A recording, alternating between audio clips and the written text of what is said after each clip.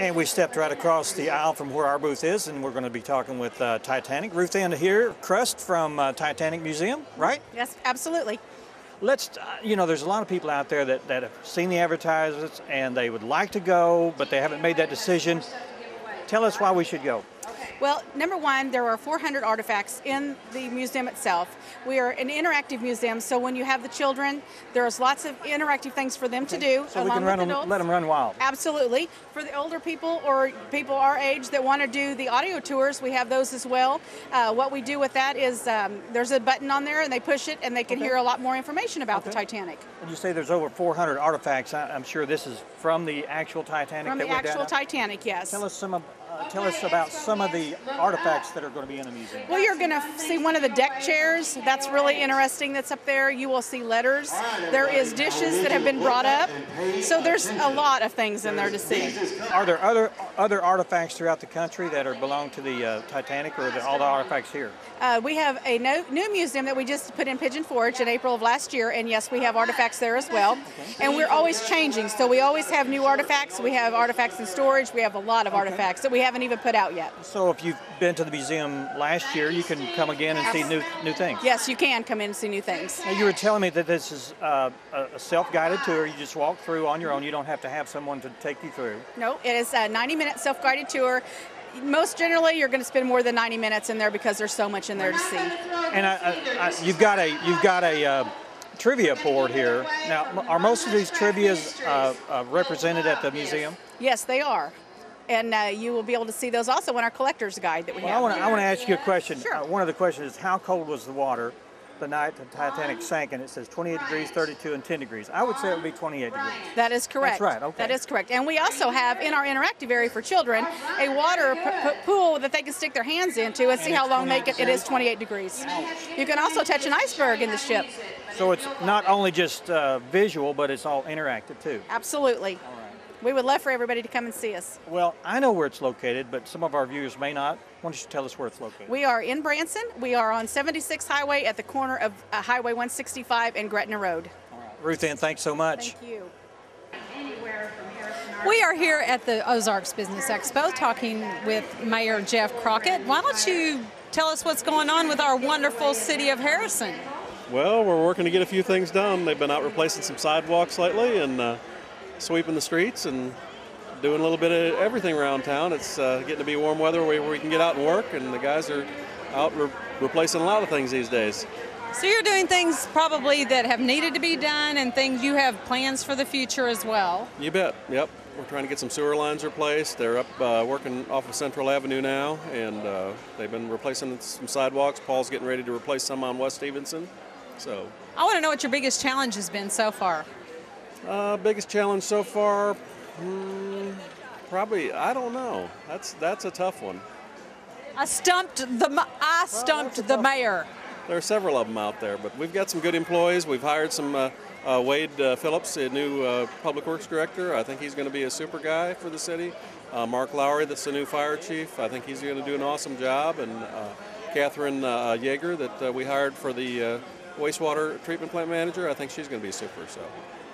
And what are some of the upcoming projects that you are working on? We've got a lot of projects in the infrastructure book, several water line projects. One of them is up here above the junior high school behind the White Oak Station. That neighborhood up there has had some old 1.25-inch steel water lines that are all rusted up, and they've got no pressure and rusty water. And we've got that going out for bid here in the next couple of weeks, and should get that thing done for those people up there. And we've got another water line project up on Highway 65, and so we've got quite a few things going on right now.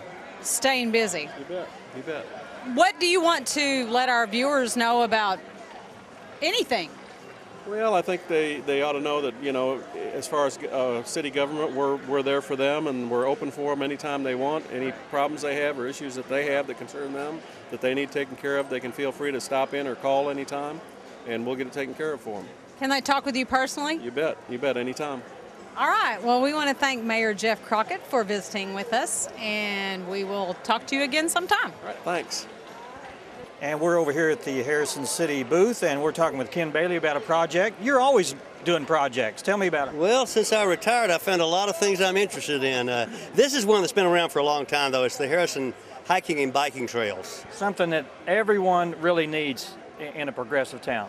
Well, they're wonderful. They help you get exercise. They work on the healthy living, obesity. But we've designed a route that if we could build it, a kid could get on his bicycle and ride from a neighborhood to Woodland Heights School, Forest Heights School, Eagle Heights School, Skyline Heights, the middle school, the junior high, the high school, without ever being on a city street. It would circle the city. It'd be in a loop.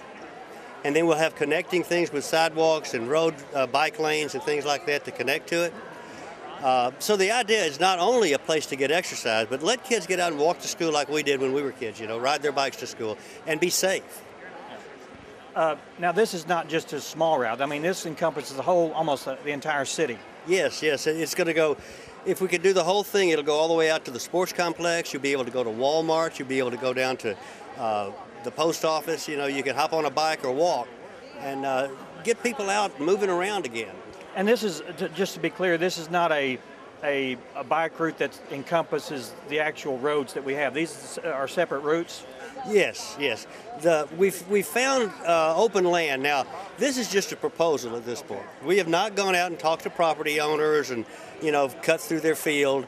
We got to do that. If we get the plan developed to the point that we settle on what we'd like to do, we'll go out and talk to property owners. We'll ask them about a right-of-way to come through there if we need to, and we'll modify it as we need to modify it. But that's the next step.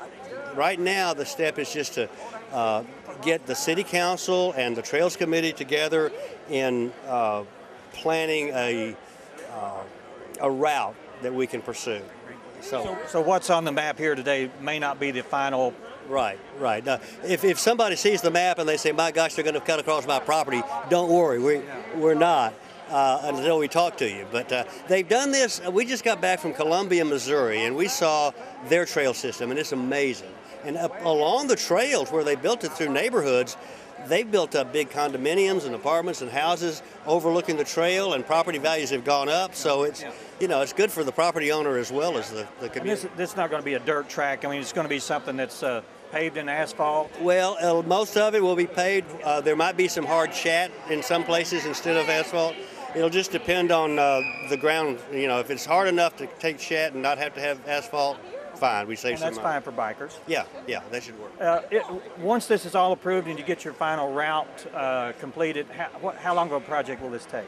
Well, I don't know. I mean, much of the money will have to come through grants, and we won't find a grant large enough to fund everything, not in today's environment, but we'll break it into segments. And we might apply for a grant for a quarter mile of it one time and maybe a mile and a half the next time.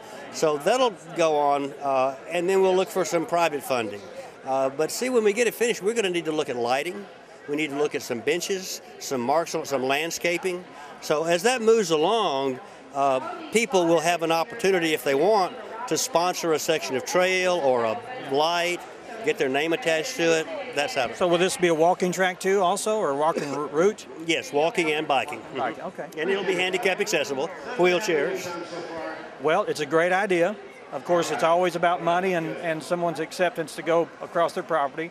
We're going to keep an eye on this, and we expect you to keep us up to date too. Okay, we'll see where it goes. Thanks, Ken. Thanks, Dan.